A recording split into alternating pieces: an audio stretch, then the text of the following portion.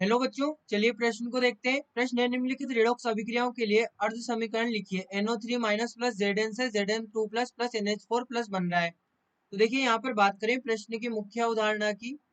मुख्य अवधारणा तो देखिए जिस अभिक्रिया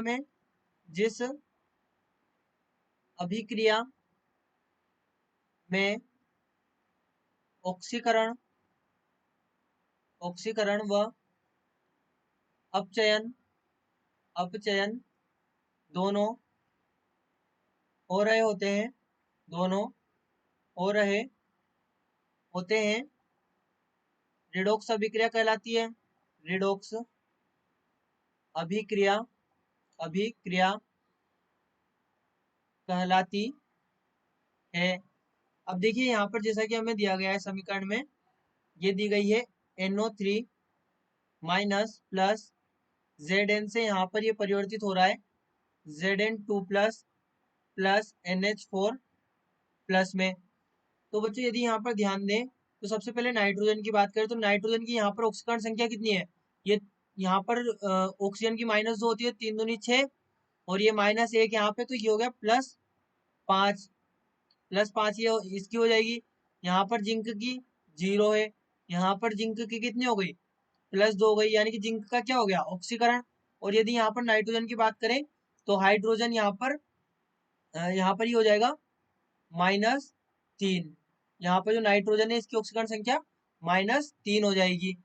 अब देखिए हमसे कहा गया है यहाँ पर कि इनके लिए अर्ध समीकरण लिखनी है।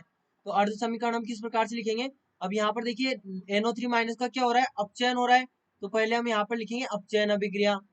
अपचयन अपचयन अभिक्रिया। तो अपचयन अभिक्रिया हम किस प्रकार से लिखते हैं? अपचयन अभिक्रिया हम लिखेंगे NO3 माइनस। अब NO3 माइनस ने क्या किया है यहाँ पर?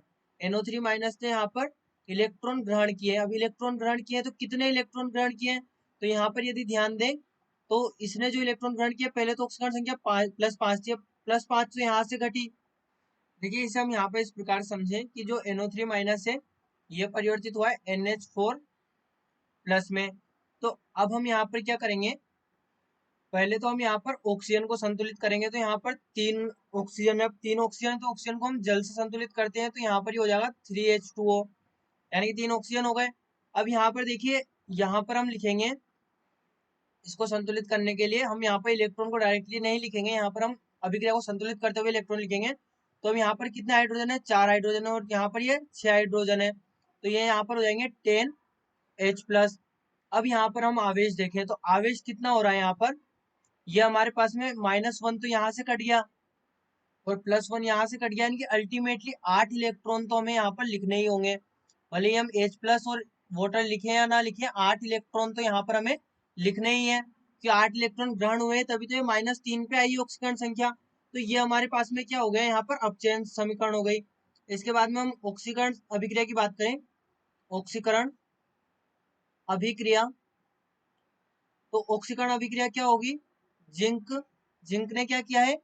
इलेक्ट्रॉन का त्याग किया है, 2 इलेक्ट्रॉन का, तो यहाँ पर ये Zn2 प्लस में आ गया। तो ये अर्ध समीकरण को हम यदि यहाँ पर ये 10H+ और 3H2 नहीं भी लिखेंगे तो भी काम चल जाएगा, लेकिन एक बार के लिए समझने के लिए कि अभिक्रिया को किस प्रकार संतुलित किया जाता है, वो भी हमने यहाँ पर देख लिया कि जो ऑक्सीजन की कमी थी उसको हमने जल के अणुओं से पूरा कर दिया, और जो हाइड्रोजन की कमी थी उसको हमने H+ लगाकर पूरा कर दिया। तो इस प्रकार से हम यहाँ पर अपचयन अर्ध अभिक्रियाएं और ऑक्सीकरण अर्ध अभिक्रियाएं लिख सकते हैं। तो बच्चों आशा करते हैं आपको प्रश्न समझ आया होगा। धन्यवाद।